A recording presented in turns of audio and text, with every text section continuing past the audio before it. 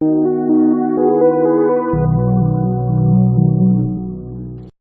que vous puissiez atteindre les objectifs définis ci haut, voici la matière que nous mettons à votre disposition en plus des ressources supplémentaires.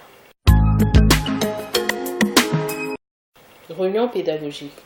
C'est une séance de travail préparée et convoquée par le chef d'établissement pour traiter avec ses enseignants un ou plusieurs sujets d'ordre pédagogique. Visite de classe. Observation des situations d'enseignement-apprentissage dans les salles de classe.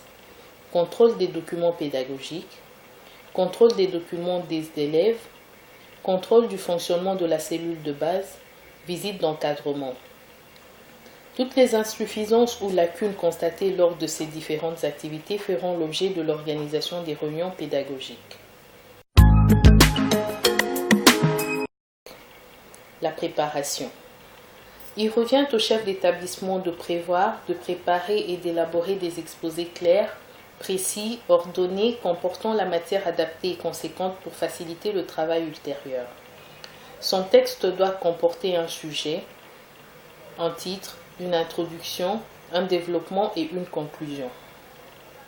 De convoquer la réunion en fixant le jour, la date, le lieu, l'heure et l'objet traduit en ordre du jour, tout en exigeant la présence et la participation effective de tous les enseignants. De prévoir les dispositions spatiales favorables telles que la table ronde, le triangle, en U, en rectangle, en carré, situations qui rendent la communication facile. D'estimer la durée.